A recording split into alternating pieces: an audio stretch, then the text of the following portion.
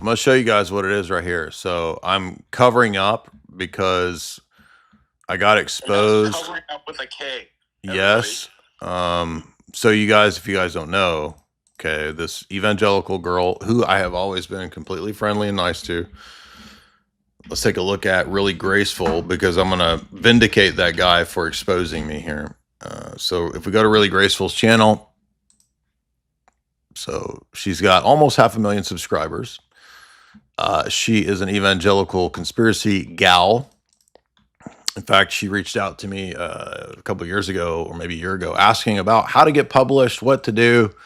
I in a very friendly way, gave her all kinds of insights on self-publishing versus going with a publisher. But no, I have to be part of the conspiracy because there's no other way to get on Tucker Carlson than to be part of a vast conspiracy. So, for example, here she says that the only way that Dyer got on was because there's a network of people that have podcasters on. Okay. And Tucker, Candace, Theo Vaughn, Alex will all have the same guests on. And if you don't think this is conspiratorial, you're a drooling kitty retard. Now, I asked her, okay, what evidence do you have that I'm part of a conspiracy? She says, I never said you were part of a conspiracy. No, but you did. And then she admits in the same messages that she was talking about me. And then I said, and what's the evidence? And she said, Milo interned down the road from me at Marjorie Taylor Greene's house. I've never talked to Milo. I've never talked to Marjorie Taylor Greene. I don't have any association with either of those people. I know who they are. I've heard them for many years on, podcast interviews, but I've stayed away from those people. I don't interact with those people. No connection. But clearly, in the mind of the conspiratard, if you're associated with a person, then you're colluding with them. So if you ever talked to them or you were on the same podcast, you had to have been adjacent to or working with them. Now, rewind 10 years ago. All the Roman Catholics, the Tradcats, and the evangelicals, they did the exact same thing with Dugan. Because I interviewed Dugan 10 years ago, there has to be a conspiracy that I'm working with the Russians and with Dugan. Now, here you heard that guy call in. There's got to be a connection between Peter Thiel, me, Vance, Tucker. I've already told you guys the way I got on there. It has nothing to do with Peter Thiel and JD Vance. It's because Scooter converted to orthodoxy years ago and pushed to get me on for 6 years. It took 6 years to get on Tucker. Okay. I was on the last episode of his Fox show because Scooter thought it would be funny to include me as Klaus Schwab. Okay. And then Tucker started his show on X and YouTube and whatever. It blew up. And so I obviously wanted to go on the huge podcast, right? It's up there with Rogan. So it took 6 years. Okay. There's no conspiracy involved in working your butt off to get on the podcast. It took a long time. We need you to publicly go through a list of every single thing that you agree with or disagree with Tucker on, and we need you to denounce him personally as a person for those things that you may disagree with him on. And if I don't, then I am in collusion. You have to name them. You have to name all of them, every single one of them, ever. I bet you can. I disagreed on Bitcoin and I disagreed on some of his views on Islam. So there you go. So there's two places where I disagreed with Tucker's takes. And by the way, when we had the entire day with Tucker, most of the day was talking about his Protestant views, which I disagreed with. So we literally sat there in a very civil, friendly way, having these discussions and debates. Yet, what did we find? It's all part of a conspiracy. And as we've been pointing out, people have figured out that the way that Twitter works now is none of it even has to even remotely match up to what's true or what's actually factual. If you can tell the best story about what happened, whether it's 9/11 or Charlie Kirk or whatever, if you are gaining an audience through your rage bait, it's all good, dude. You don't have to tell the truth. You can just make up whatever you want. And if it sounds good and you put Jews in there, then it's got to be legit, right? Because he's mentioned the Jews, it's got to be legit. And nobody would probably couldn't even name every single one of them. Can you even name every Jew? Exactly. You can't because you work for him. don't even have the time to name Do everyone. can you name every Jewish person exactly because you work for him? Exactly. Jay will never. You guys, I don't know if you guys ever noticed, but Jay will never name every single Jewish person. That's a great. What if I just say the archetype is Woody Allen? How's that? Like, is that enough? Is that good enough for him? Okay, well, there's one. So he named one. All right, whatever. We're not impressed. What's another one? Name another. Right. Owen Benjamin, isn't he half Jewish? Does he count? I don't know. Okay, there's two. So you're so scared. Why are you so scared to name all of them?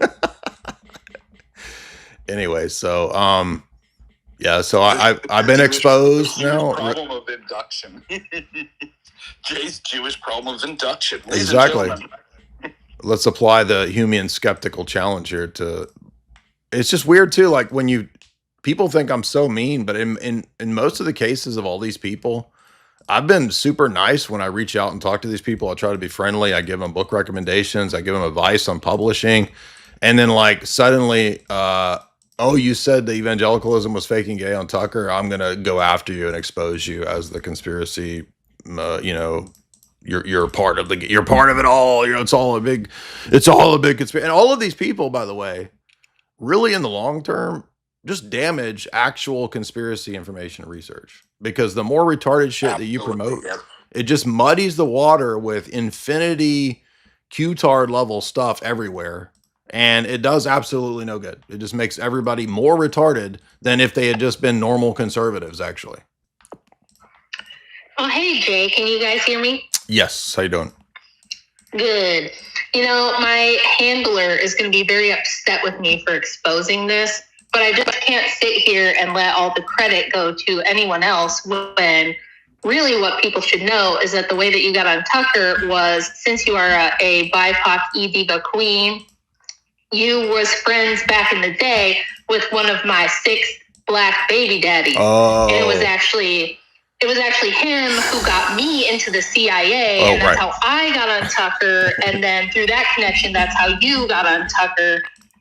So yeah, sorry to expose you, but sometimes the truth needs to come out. Now, I'm curious because you guys have had a lot of interactions with the Candace sphere, and I was also hoping for some of the Candace cult to come and explain to me, why Mitch Snow was a credible person and why we're supposed to believe. But have you had anyone actually come to defend the Candace positions with any coherency?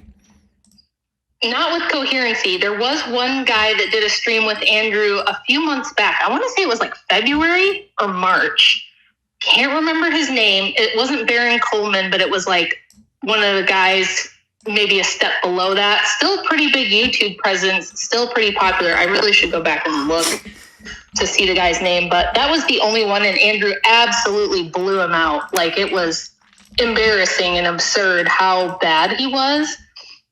And ever since then, like when Andrew made the joke about being the self-appointed TPUSA liaison for Charlie Kirk conspiracies, which was a joke, you freaking morons, it was a joke. No, Andrew's not being paid by TPUSA. Nobody's paying us to say anything ever. That's never going to happen.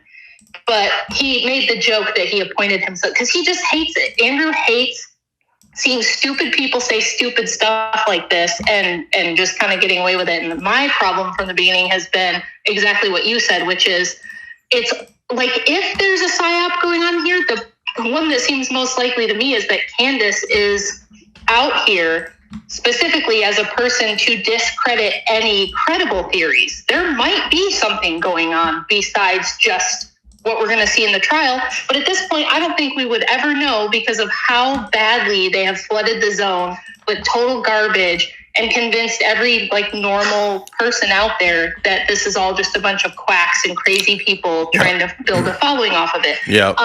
But ever since then, Andrew has offered to debate all these people. He's gone into X spaces with them. And the only people who will talk to him are very, very low level folks. Any of the people with the big audiences, there was an actual memo that went out saying, do not under any circumstances engage with Andrew Wilson from the Crucible. Do not debate him. Do not talk to him. Do not acknowledge him.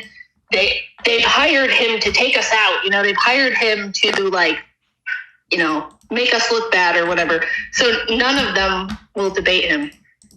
Yeah. Well, Again, it's not clear whether Charlie actually is a time traveler or not. That has not been disproven. And if you haven't disproven it, then that's basically proof that it might be true and probably possibly is true. So, again, you guys don't know how to do argumentation. You can't prove anything from your side because, look, if I saw Santa Claus at the Walmarts and he was over there buying products and buying some lady products, and I have a receipt that shows that I was at Walmart, you can't prove that Santa Claus wasn't there because I got a receipt for being at Walmart. So literally the argumentation that you hear when you actually hear people like nail down Mitch Snow or Candace, some of this kind of stuff, that's what they'll go to. I kid you not, they'll actually say, yeah, but you can't prove that the generals weren't at the base. Okay, but that doesn't mean they were, dummy. Like, yeah, exactly. The burden of proof is on you making the claim. Yeah, but I was there. Okay, but that doesn't prove the generals were there. Yeah, but you can't prove they weren't. I did an X space trying to explain this to those people and to everybody else who was like, "Oh, you're clearly being paid. I'm like, I haven't been being paid. If you just scroll, just search any of these terms on my X, and you can see that back in November and December, I was like, I'm getting really worried about all these crazy conspiracies. It feels to me like a psyop where they're trying to flood the zone with bullshit. They flood it with bullshit. They've always done this. They did this after 9/11. After 9/11, Yep, exactly. in the conspiracy domain, the whole sphere, and I appreciate that call. Thank you, Rachel. The whole sphere was flooded with fake conspiracies that had to do with space lasers and hurricanes and directed energy weapons and it was literally the big nine stuff shifted away from actual evidence relating to things that I think are substantial, like PNAC and all that kind of stuff, and then it switches over into like just insane nonsense.